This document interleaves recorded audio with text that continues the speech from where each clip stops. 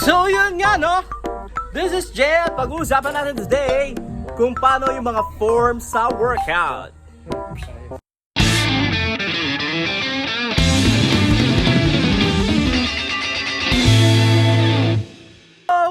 So yun nga no, kasi marami nagtatanong sa akin no, na pag ba araw-araw kang nagbubuhat ng mabigat, is lalaki yung katawan mo. At bago natin simulan ang lahat, shoutout po! Yay! Shoutout kay Alvin Garcia, Marvin De La Cruz, Alvin Tingson, AG Dueñas, at syempre si John Louis Villena. Shoutout po sa inyo! Yay!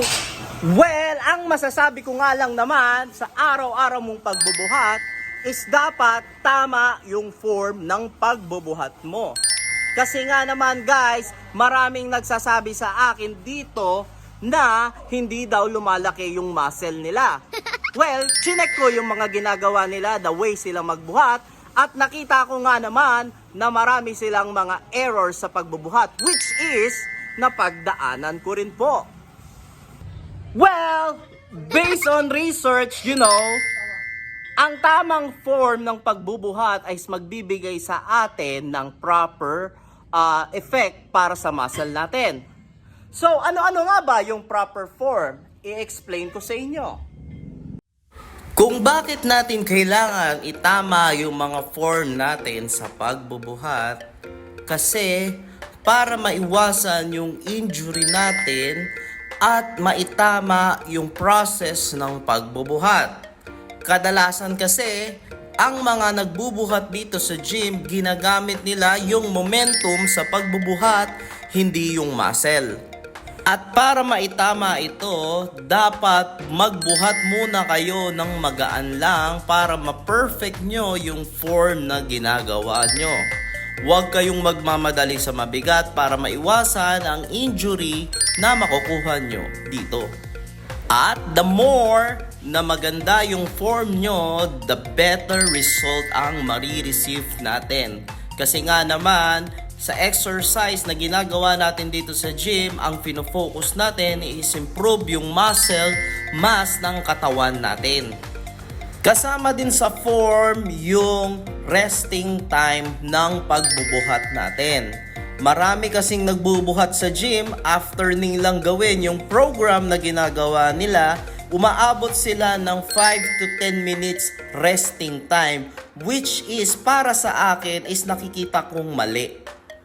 Dapat kasi 2 to 3 minutes lang ang resting time maximum, pero ang pinakamagandang resting time is 30 to 90 seconds. Bakit ko nasabi yon? Well, based on my research, ang resting time is importante para ma-improve yung strength ng muscle natin sa pagbubuhat. At may kasabihan nga tayo na no pain, no gain. At syempre, dapat alam nyo rin yung mga target muscle nyo pag nagbubuhat kayo. Huwag kayong magbuhat ng bara-bara. Na katulad ng iba, binubuhat halos lahat ng equipment sa gym, which is napakamalaking mali para sa akin. Malaking factor din kasi yon sa pagbubuhat at dapat consistent ka lagi.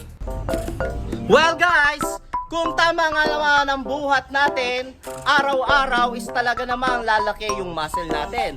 Pero syempre, importante pa rin, yung food nutrition na kailangan natin i-intake.